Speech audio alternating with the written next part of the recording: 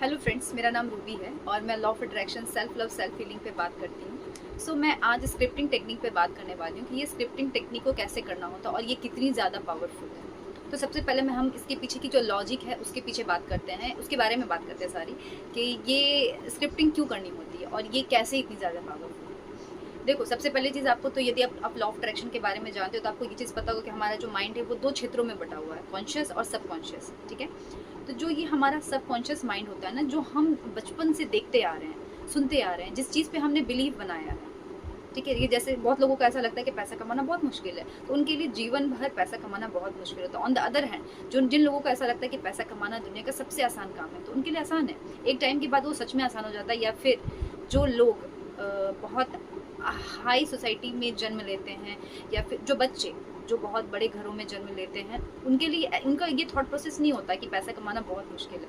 उनके लिए यही होता है कि पैसा कमाना बहुत आसान है, और उनके लिए देखना, पैसे जो होते हैं ना वो बहुत आसानी से सच में आ जाते हैं। अब बहुत बड़े बड़े घर के जो लोग होते हैं ना, आप उन्हें नहीं देखेंगे कि वो सरकारी नौकरियां कर रहे हैं या फिर वो कहीं जॉब कर रहे हैं। वो सारे अपने बिजनेस को चलाते हैं। ये बहुत लॉजिक वाली बात है यार, क्योंकि देखो, अभी जो हमारा जो इंडिया है ना, बहुत से लोग इसमें फंसे हुए रहते हैं। ठीक है, गवर्नमेंट जॉब, हमें लगता है गवर्नमेंट जॉब भी बहुत है ये, लेकिन ठीक है, ये तो थोड़ा सा मैं टॉपिक से हट गई, लेकिन मैं कहना ये चाह रही हूँ कि ये जो माइंड थॉट प्रोसेस होता है, ये बड़े लोगों का ऐसा क्या है कि जो वो इतनी मनी को मैनिफेस्ट करते हैं, उनके पास इतना धन होता है। ऑन द अदर हैंड, कोई लोग है जो दिन रात काम करे जा रहे, पर उनके पास उतनी धन नहीं आते, वो नहीं मैनिफेस्ट कर पाते हैं, या फिर उन्हें तो पता भी नहीं होगा मैनिफेस्टेशन के बारे में। तो उसके पीछे का लॉजिक यही है कि हमारा जो माइंडसेट होता है, जिस चीज़ पे हमने अपनी पकड़ बनाई है, जिस पे हमने अपना बिलीव बनाया, जिस भी चीज़ पे हम बिलीव करते हैं, विश्वास करते हैं, वही हमारी रियलिटी बनती है। ठीक है, तो जो ये हमारा सबकॉन्शियस माइंड है, जो भी हमने बचपन से सीखा, वो उस हिसाब से रिप्रोग्राम हो चुका है। बट ये चीज़ क्या है, यदि मान लो हमें बचपन से कुछ भी ऐसी चीज़ें देखी जिस कारण आज हम सफ़र कर रहे हैं, या फिर हम चीज़ों को मैनिफेस्ट नहीं कर पा रहे हैं, या फिर आपको मैनिफेस्टेशन के बारे में पता हो या नहीं हो, ये हम हर किसी के लाइफ में काम कर रहा है। ठीक है, तो हम इस चीज़ को चेंज कैसे करें, हम कैसे ऐसा क्या करें कि जिससे हमारी जो ये थॉट प्रोसेस है वो चेंज हो, और हम भी मनी को मैनिफेस्ट कर सके, या फिर हमारी जो भी ड्रीम है उसे हम अपना लाइफ में ला सके। उसके लिए करना क्या होता है? तो उसके लिए आपको सिंपल से एक चीज़ क्या करनी, कि जो आपका जो सबकॉन्शियस माइंड है उसे आप रिप्रोग्राम कर लो। लेकिन ये कहने में बड़ा आसान लग रहा है, ठीक है, आसान है भी, पर इसे करे कैसे? सबसे पहली चीज़ कि हम अपने सबकॉन्शियस माइंड को ना रिपीटेशन ऑफ वर्ड्स से चेंज कर सकते हैं। ठीक है, जैसे मान लो यदि किसी को ऐसा लगता है कि पैसा कमाना बहुत मुश्किल है, तो वो रिपीटेडली जब ये चीज़ बोलेगा ना, पैसा कमाना बहुत आसान है, पैसा कमाना बहुत आसान है, पैसे बहुत आसानी से आते हैं, मैं जहाँ जाता हूँ मुझे हर जगह से पैसे मिलते हैं, मेरे बहुत इनकम के सोर्सेज हैं, या फिर कुछ भी ऐसी जो चीज़ आप चाहते हो मनी के बारे में, जब आप ऐसे वर्ड्स को बार बार पूरे बिलीव के साथ बोलते हो। ऐसा नहीं कि आप बोल तो ये रहे हो कि पैसा कमाना बहुत आसान है, फिर आप मन में सोचते हो, क्योंकि आपने पास्ट में ये सब चीज़ों को देखा है ना, आप वो सब सारी चीज़ों को देखते हुए, फेस करते हुए आ रहे हो, तो आपने जिस चीज़ को फेस किया आपको लगता है वही रियलिटी है। बट ट्रस्ट मी फ्रेंड्स, ये रियलिटी नहीं है। ये रियलिटी हमने अपने आसपास के लोगों को सुनकर, देख कर बनाई है।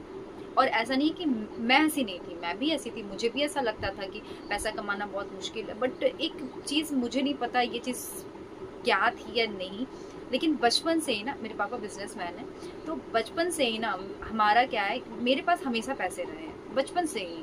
ऐसा नहीं कि मेरे पापा मुझे खुद से देते थे कि तुम इतने पैसे आप रखो, ऐसा नहीं है। लेकिन आई डोंट नो, मेरे पास हमेशा पैसे रहते थे, और वो अच्छी मात्रा में। मैं जब से 3, 4, 5 क्लास में थी ना, उस टाइम से मेरे पास 500, 1000, 2000 ऐसे रहते थे पैसे। अब कहाँ से आते थे मुझे नहीं पता, कहाँ से फैमिली वाले ही लोग देते थे। कभी मैं नानी घर चली गई या मामा के पास चली गई, या फिर मेरे पापा भी देते थे, मम्मी दादी थी मेरी, वो भी देती थी। पर वो कैसे मेरे पास मल्टीप्लाई होता जाता था ना, तो उस कारण जो एक मेरा थॉट प्रोसेस बन गया था, और मैं बचपन से ये चीज़ बोलते आई हूँ कि मेरे पास हमेशा पैसे रहते हैं, क्योंकि सच में रहते थे। तो उसका रिजल्ट ये हुआ ना कि आज भी मेरे पास पैसे रहते हैं। मैं कितनी भी खर्च कर लूँ, मेरे पास पैसे आ जाते हैं। ठीक है, तो मेरा ये कहना है ना कि सबसे पहली चीज़ है रेपिटेशन, हम अपने सबकॉन्शियस माइंड को रिप्रोग्राम कर सकते हैं। दूसरी चीज़ क्या है? स्क्रिप्टिंग। क्योंकि देखो, जब आप बोल रहे हो तो कहीं ना कहीं आपके मन में डाउट आ रहा है, क्योंकि आपने काफ़ी टाइम से इन चीज़ों को फेस किया है।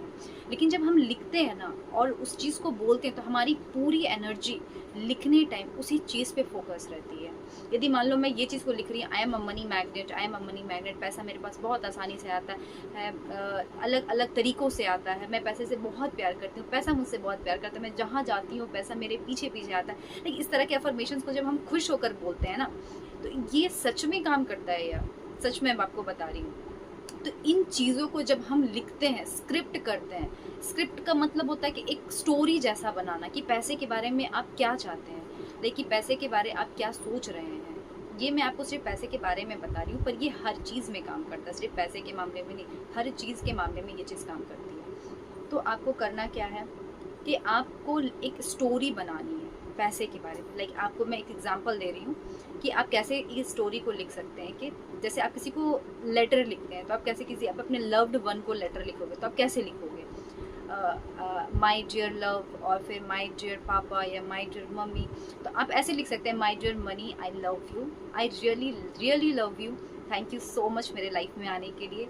तुम्हारे कारण बचपन से लेकर आज तक मैंने अपनी हर सपने को पूरा किया है, तुम्हारे कारण मैंने अपनी एजुकेशन ले पाई, आपने हमेशा मेरा साथ दिया। मे भी हो सकता है कि मैंने आपके साथ गलत ट्रीट किया हो, आपके बारे में गलत बोला हो कि आप मेरे पास आसानी से नहीं आते, बट ट्रस्ट मी, आप हमेशा मेरे पास बहुत आसानी से आए हो, आपने हमेशा मेरा साथ दिया, और मुश्किल के टाइम पे तो आपने मेरा सबसे ज़्यादा साथ दिया है। मैं दिल से बहुत कृतज्ञ हूँ, thank you so much money, I love you, I really really love you. इस तरह का कुछ भी आप जो चाहते हैं, इस तरह से एक स्क्रिप्ट लिख सकते हैं, जो आप चाहते हो प्रेजेंट टेंस में आपको लिखनी है, ठीक है। और ये चीज़ किसी भी चीज़ के बारे में हो सकती है। यदि मान लो आप किसी तरह की मैरिज को मैनिफेस्ट कर रहे हो, कार को मैनिफेस्ट कर रहे हो, तो या फिर आप हाउस को मैनिफेस्ट कर रहे हो, तो आप ऐसा स्टोरी बनाकर लिख सकते हैं। अदरवाइज आप एक चीज़ ये भी कर सकते हैं, ये तो स्टोरी वाली हो गया, ठीक है। आप ऐसे भी लिख सकते हो, लाइक एक लाइन में, thank you so much money मेरे लाइफ में आने के लिए। और आपको रीज़न लिखना है कि आप थैंक यू क्यों बोल रहे हो मनी को। तो आपको रीज़न देना है ये कि आपके कारण मैं अपनी लाइफ को जी पा रही हूँ, मुझे खाना मिल रहा है, मैं अपने हर शौक़ को पूरा कर पा रही हूँ, मैं अपने मनपसंद जगहों पर जा पा रही हूँ। या फिर यदि आप नहीं भी जा पा रहे हो, जो भी चीज़ें आपके पास मनी के कारण आ रही है, उसका रीज़न आपको लिखना है। लास्ट में आपको 3 बार लिखना है, thank you thank you thank you, ठीक है। तो ये स्क्रिप्टिंग टेक्निक होती है। तो जब हम लिखते हैं ना, रिपीटेडली एक ही चीज़ को बोल रहे हैं और रिपीटेडली उसी चीज़ को लिख रहे हैं, तो हमारा सबकॉन्शियस माइंड कहीं ना कहीं इस चीज़ को रियलिटी समझ लेता है। क्योंकि सबकॉन्शियस माइंड को पता नहीं है कि जो आप सोच रहे हो ना, वो सच है या झूठ है, उसे ये चीज़ नहीं पता है। ये चीज़ आप जान रहे हो अपने कॉन्शियस माइंड से कि आप जो सोच रहे हो वो आपकी रियलिटी है। लेकिन आपका सबकॉन्शियस माइंड जो है ना, वो एक बहुत भोला सा बच्चा है, उसे कुछ भी नहीं पता। आप जैसा सोच रहे हो उसी को वो रियलिटी समझता है, और वही आपकी रियलिटी बन जाती है। और जो चीज़ हम ये सोचते हैं ना कि ये करेंगे वो करेंगे, वो ये नहीं, जो आप हो at the moment, at present, आप जो हो, आप उसी चीज़ को ही मैनिफेस्ट करते हो। यदि आप रिपीटेडली बार बार पूरे हैप्पी होकर बोल रहे हो ना कि thank you so much universe, मुझे मेरी ड्रीम हाउस देने के लिए, मैं बहुत खुश हूँ, मैं जैसी हाउस चाहती थी आपने मुझे बिल्कुल वैसा घर दिया है, हृदय से धन्यवाद धन्यवाद धन्यवाद।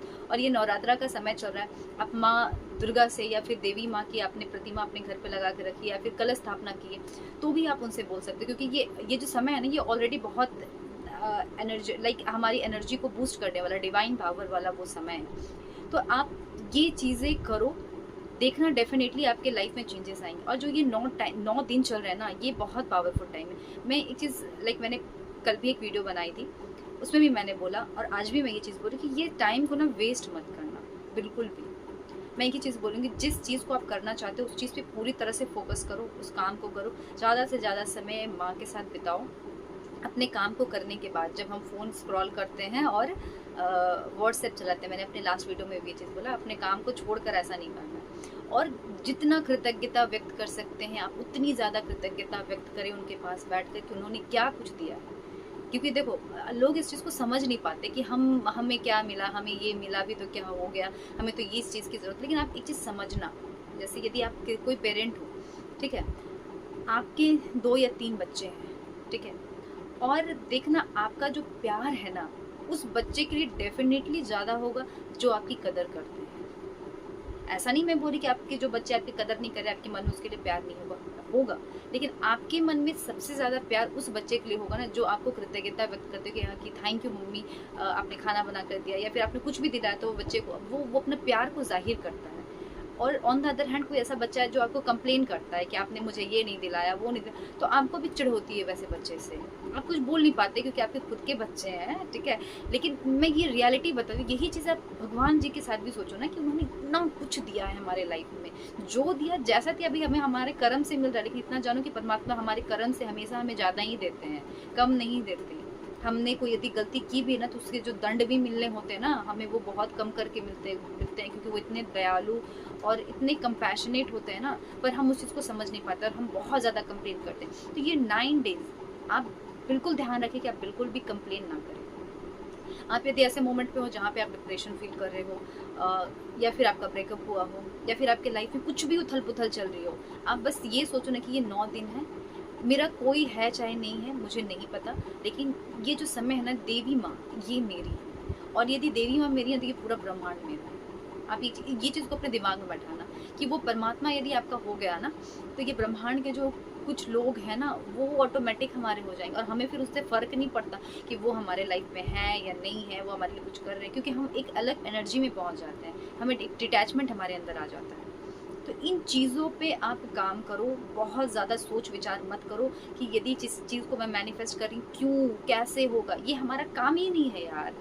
कितना सिंपल भगवान जी ने सब कुछ बनाकर धरती पे बेचा है, फिर भी हम इतने लफड़े दिमाग को ये करते रहते हैं।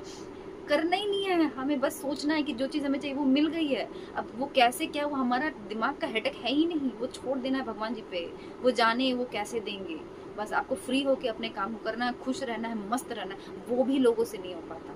अब ये देखो करना ही क्या है, सोचना ही नहीं, पूरा दिमाग का बोझा तो उतार के उनके चरणों पे रख देना है, लेकिन हम वो चीज़ को भी नहीं कर पाते। तो यही चीज़ को हमें ये 9 दिनों में करने का प्रयास करना है कि हम ट्राई करें एटलीस्ट कि हम इन चीज़ों को करें। आप देखना आपको डेफिनेटली रिजल्ट मिलेगा, और सबसे ज़्यादा चीज़ पता है आपको क्या फ़ायदा होगा, आप दिमाग से अपने माइंड से बहुत शांत हो जाओगे, बहुत शांत हो जाओगे, और बहुत पीसफुल फील करोगे। यदि आपने लाइफ में कभी पीसफुल क्या होता है ना, पीस क्या होता है, यदि आपने फील नहीं किया है ना, तो आप ये चीज़ को करके देखना, और मेडिटेशन ज़रूर करना। मैं अपने हर वीडियोस में ये चीज़ बोलती हूँ कि आप मेडिटेशन ज़रूर करना। यदि आपको किसी कोच की ज़रूरत है तो आप मेरा क्लास भी ज्वाइन कर सकते हैं। ये क्लासेस अभी चल रही है, 5 से 6 का टाइम है, और ये पेड क्लासेस है, और ये स्टूडेंट्स के लिए बहुत मिनिमल कॉस्ट पे है। कोई भी इसे ज्वाइन कर सकता है फॉर 21 डेज़। इसे आप ट्राई करें और देखें कि आपकी लाइफ में चेंजेस आ रही है कि नहीं आ रही है। ठीक है फ्रेंड, तो फिर मिलते हैं हमारे नेक्स्ट वीडियो में। मेरा वीडियो अच्छा लगे तो प्लीज़ लाइक करें, सब्सक्राइब करें, लोगों से शेयर करें, और कमेंट सेक्शन में thank you so much universe for everything ज़रूर लिख कर जाएँ। Bye bye.